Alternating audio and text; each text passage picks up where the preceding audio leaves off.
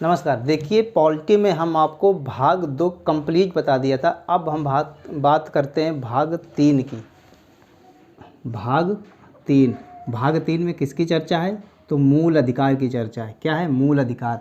मूल अधिकार को हम क्या बोलते हैं? Fundamental rights. ठीक है, मूल अधिकार, फंडामेंटल राइट्स, फंडामेंटल राइट्स, ये आपके होते हैं मूल अधिकार। देखिए मूल अधिकार क्या है?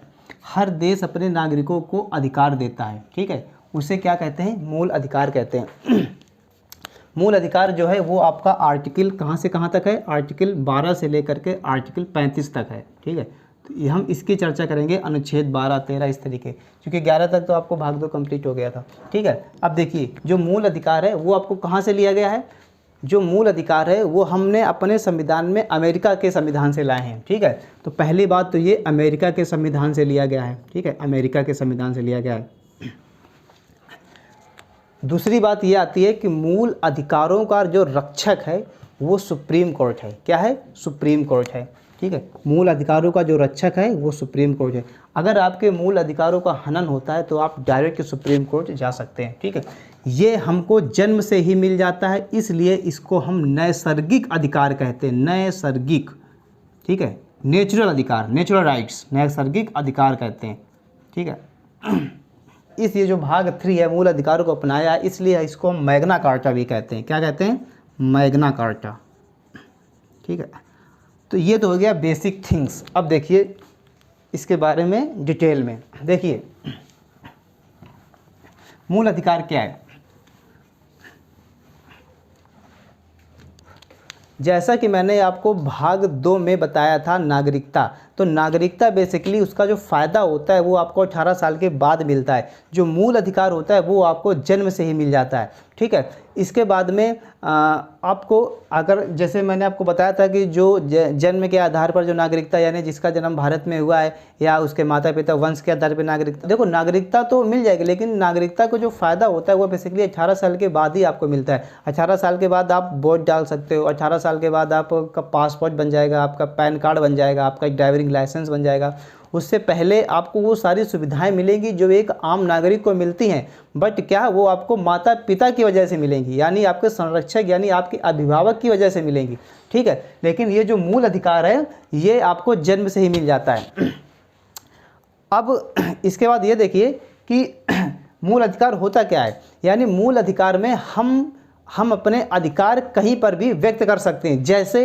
जैसे आपका हो गया चारों ओर घूमने की आज़ादी, यानी हम इंडिया में कहीं चारों ओर घूम सकते हैं, हम इंडिया में कहीं पर बस भी सकते हैं, हम किसी का प्रोटेस्ट कर सकते हैं। ठीक है, और हम कहीं पर रह सकते हैं, हम कुछ भी खा सकते हैं। ठीक है, मतलब इस तरीके की जो भी आज़ादी है वो आपको जन्म से आपको संविधान में भाग 3 में दिया गया है।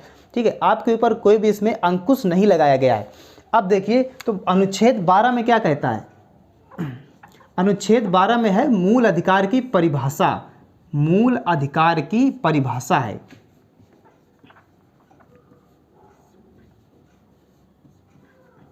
ठीक है, ये कहीं पर लिखा होगा ना भाई मूल अधिकार क्या है, तो उसकी कहीं ना कहीं डेफिनेशन दी होगी ना, तो वो आपको अनुच्छेद 12 में बताई गई है। ठीक है, अब अनुच्छेद 13 में क्या है?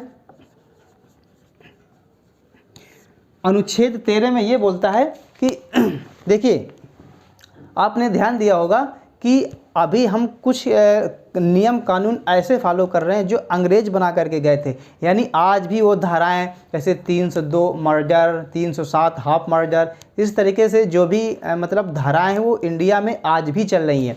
ठीक है, तो 13 में यही बात बोली गई है कि संविधान बनने से पहले या संविधान बनने के बाद, यानी संविधान लागू होने से पहले या संविधान लागू होने के बाद कोई भी नियम अगर आपके इन मूल अधिकारों को प्रभावित कर रहा है, ठीक है, तो वो कानून रद्द कर दिया जाएगा। यही चीज अनुच्छेद 13 में बताई गई है, यानी अल्पीकरण। ठीक है, कोई यानी सरकारें यानी राज्य कोई भी ऐसा नियम कानून नहीं बनाएगी जो आपके इन मूल अधिकारों का हनन करे। अगर आपके इन मूल अधिकारों का हनन होता है तो आप डायरेक्ट कहाँ जा सकते हो? डिस्ट्रिक्ट कोर्ट नहीं, हाई कोर्ट नहीं, डायरेक्ट आप सुप्रीम कोर्ट भी जा सकते हो, आप हाई कोर्ट भी जा सकते हो, वो मैं आपको बाद में बताऊंगा। ठीक है, तो ये चीज़ आपको समझ में आ गई कि अगर मूल अधिकार की मतलब 12 में क्या बोला गया, मूल अधिकार की डेफिनीशन बोली गई है, और 13 में बोला गया अल्पीकरण। अगर आपका कोई मूल अधिकार किसी दूसरे के मूल अधिकार से प्रभावित हो रहा है, ठीक है, तो उसके मूल अधिकार पे अंकुश लगाया जा सकता है। ठीक है, या अगर आप किसी के मूल अधिकार को प्रभावित कर रहे हो, यानी आपका जो, जैसे सपोज करो आपका मूल अधिकार है चारों ओर घूमने की आज़ादी, घूमने की आज़ादी। ठीक है, आप पूरे देश में कहीं पर भी घूम सकते हो। इसका मतलब ये थोड़ा कि आप किसी के बेडरूम पे चले जाओगे। ठीक है, अब दूसरे के, जैसे सपोज करो कोई एक दूसरा पर्सन है, उसका है प्रोटेस्ट करने की आज़ादी। प्रोटेस्ट यानी किसी का विरोध करने की आज़ादी, करने की आज़ादी। ये दो पर्सन हैं। ठीक है, अब इन दोनों के अपने अलग अलग काम हैं। संविधान ने दोनों को समान माना हुआ है कि आप प्रोटेस्ट भी कर सकते हो और आप चारों ओर घूम सकते हो। ठीक है, आप प्रोटेस्ट कर सकते हो और आप चारों ओर घूम सकते हो। तो अब ध्यान से देखिए, अगर कोई चारों ओर घूम रहा है, ठीक है, और कोई अगर प्रोटेस्ट कर रहा है, जैसे सपोज करो ये कोई सड़क है, ये इसने चक्का जाम कर दिया, यहाँ पे बोल रहा है हमारी, यहाँ पे आकर के सभी बैठे हुए हैं और धरना दे रहे हैं, हमारी मांगे पूरी करो, हमारी मांगे पूरी करो। तो ये लोग तो अपना काम तो कर ले रहे हैं संविधान के अनुसार, क्योंकि मूल अधिकार यही कहता है कि सभी को अपना काम करने की आज़ादी यहाँ पर दी गई है। ठीक है, तो अब इसका काम है चारों ओर घूमने की आज़ादी। ये अगर घूमने जाएगा तो ये तो यहाँ पे जा करके फंस जाएगा। बोलो फंस जाएगा नहीं फंस जाएगा? तो अब क्या करना है आपको कि अगर इसके चारों ओर घूमने की आज़ादी प्रभावित हो रही है तो इसके प्रोटेस्ट करने की आज़ादी पे अंकुश लगाया जा सकता है, यानी इसको रोका जा सकता है। तो इसीलिए आपने देखा होगा जो लोग प्रोटेस्ट करते हैं वो या तो सड़क के बीच में नहीं करते हैं, सरकार ने उनको एक स्पेशल अड्डा उसमें बना करके दिया है, आप सड़क के यहाँ पे किनारे कर लो, हमारी मांगे पूरी करो, या आप किसी यहाँ पर कर लो, कोई पार्क वगैरह है। आपने दिल्ली में देखा होगा रामलीला मैदान पे, ठीक है, जब केजरीवाल का जो अन्ना का अनशन हुआ था, तो ऐसा नहीं कि आप कहीं पर भी रोड पे ऐसा पूरा चक्का का पूरा जाम कर दिया, इसके बाद हमारी मांगे पूरी करो, ऐसा नहीं हो सकता है। आपको एक स्पेशल जगह है, यहाँ पर आप करके खूब प्रोटेस्ट करो, तो आपका काम भी हो रहा है प्रोटेस्ट करने की आज़ादी। ठीक है, आप भी मतलब संविधान के अनुसार पर आपका भी काम हो रहा है, और ये चारों ओर घूम भी ले जा रहा है तो इसका भी काम हो जा रहा है। ठीक है, अब ध्यान से देखो, मैंने भी कहा था कि राज्य कोई भी ऐसे नियम कानून नहीं बनाएगा जो उसके मूल अधिकार को प्रभावित करे। अगर कोई ऐसा नियम कानून बनाता है तो उसके अधिकार पे अंकुश लगाया जा सकता है, यानी उसके अधिकार को रोका जा सकता है। तो यहाँ पर राज्य का मतलब ये यूपी बिहार नहीं है, राज्य यूपी बिहार झारखंड महाराष्ट्र ये सब नहीं है। संविधान की भाषा में जो आपको ये जो यूपी बिहार है इनको प्रोविंस बोला गया है, प्रोविंस। ठीक है, यहाँ पर आपके होते हैं राज्य। राज्य जैसे हो गया कोई जैसे सपोज करो आपका हो गया रेलवे विभाग, तो रेलवे विभाग एक क्या है, एक राज्य है। आपका हो गया आरबीआई, आरबीआई क्या है, एक राज्य है। ठीक है, बिजली विभाग आपका क्या है जी, आपका एक राज्य है।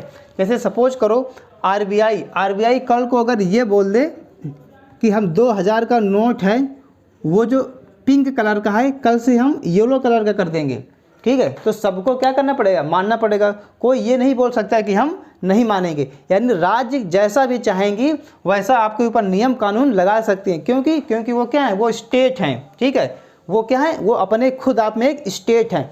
बिजली विभाग जो भी आपके ऊपर पैसे मतलब लेगा कि इतने रुपए में इतना यूनिट आपको देना पड़ेगा, तो आपको उतना ही देना पड़ेगा। ठीक है, रेलवे बोल देगा कि यहाँ से यहाँ तक का लेगा किराया कितना, इतने रुपए, तो आपको उतना ही देना पड़ेगा। ठीक है, एसएससी जब आपको एग्ज़ाम लेगी तभी आपको देना पड़ेगा। ठीक है, तो ये अपने आप में क्या है, खुद एक स्टेट है। लेकिन ये लोग ऐसा कोई नियम कानून नहीं बनाएंगे कि दूसरे के मूल अधिकार को प्रभावित करें। अगर ये प्रभावित करती तो आप डायरेक्ट कहाँ जा सकते हो, सुप्रीम कोर्ट आप डायरेक्ट जा सकते हो। ठीक है, तो ये चीज़ आपको समझ में आ गई। ठीक है, तो यहाँ पे राज्य का मतलब होता है, जैसे आपके राज्य क्या हो गए, राज्य के यहाँ पे बोला गया, जैसे सपोज करो आपका सीबीएसई बोर्ड हो गया।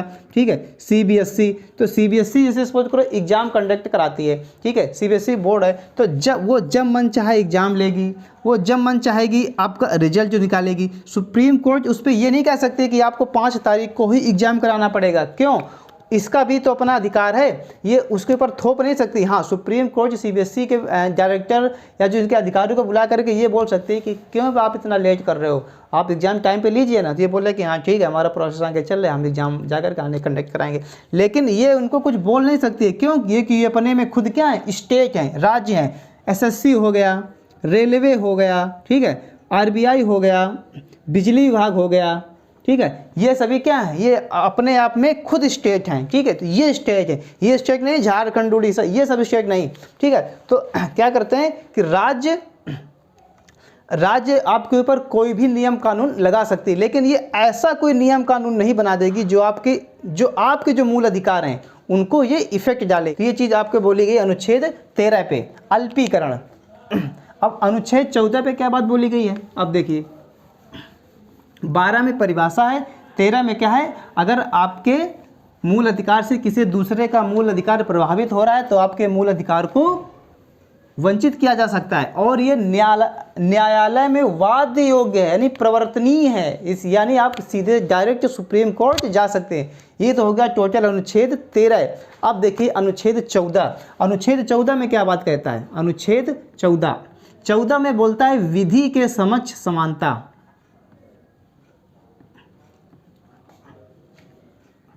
विधि के समक्ष समानता, विधि का मतलब क्या होता है, कानून, यानी कानून के सामने सब बराबर हैं। कानून होता है, कानून के सामने क्या है, सब बराबर हैं, ठीक है।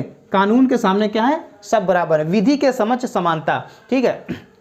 कानून के सामने भले चाहे वो एक रिक्शा वाला हो या कोई सांसद हो या कोई विधायक हो, कानून की नज़र में सब समान है। यहीं पर एक चीज़ और बोली गई है आपका, ये कानून का समान संरक्षण, कानून का समान संरक्षण,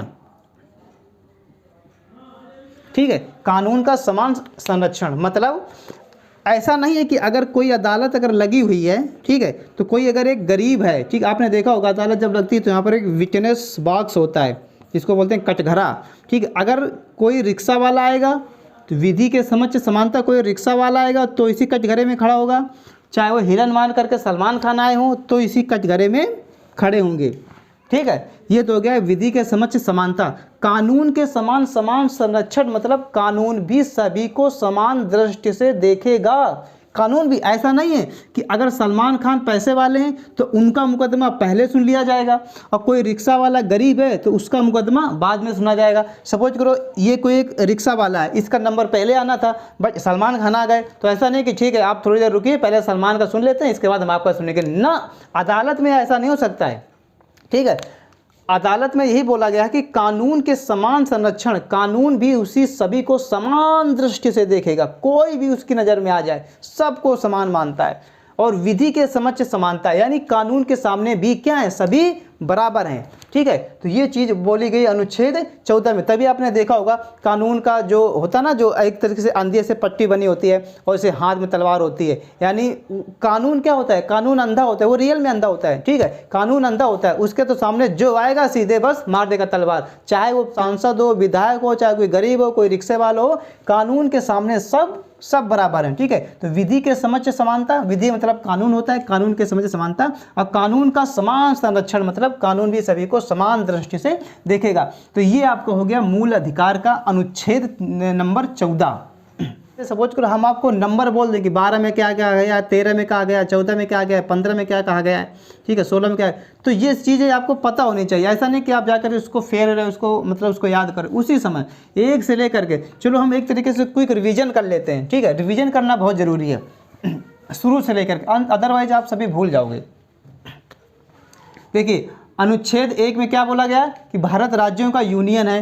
अनुच्छेद 2 में क्या बोला गया कि संसद विदेशी राज्य को भारत में मिला सकती है। तीसरे में क्या, वर्तमान राज्य में तोड़ फोड़ कर सकती है। चौथे में क्या बोला गया कि जब 2 और 3 काम कर रहे हो तो संसद हस्तक्षेप नहीं करेगी। 5 में क्या बोला गया है कि जन्म के आधार पर नागरिकता। 6 में क्या बोला गया है, पाकिस्तान से डायरेक्ट भारत आए लोगों को नागरिकता। 7 में क्या बोला गया है कि भारत से पाकिस्तान गए और पुनः पाकिस्तान से भारत आए लोगों को भी नागरिकता दी जाएगी। 8वें में क्या बोला गया है कि विदेश भ्रमण करने पर आपकी नागरिकता समाप्त नहीं होगी। अगर विदेश घूमते घूमते आपने वहाँ की नागरिकता ग्रहण कर ली तो भारत की समाप्त हो जाएगी। 10वें में क्या बोला गया है कि जब तक कि आपने कोई देश विरोधी काम नहीं किया तो आपकी नागरिकता बची रहेगी। 11वें में क्या बोला गया कि जो कानून जो नागरिकता संबंधी जो भी कोई नियम कानून होगा वो भारत का गृह मंत्रालय बनाएगा, यानी संसद का गृह मंत्रालय बनाएगा। ठीक है, इसके बाद 12 में क्या बोला गया, मूल अधिकार की परिभाषा दी गई है। 13 में क्या बोला गया, अल्पीकरण। 14 में क्या बोला गया है, ये विधि के समक्ष समानता, यानी कानून के सामने सब बराबर हैं, और कानून का समान संरक्षण, यानी कानून भी सभी को समान दृष्टि से देखेगी। अब 15 से लेकर के आगे हम आपको कल बताएंगे। ठीक है, तब तक के लिए इसको रिवीजन करिए। नमस्कार।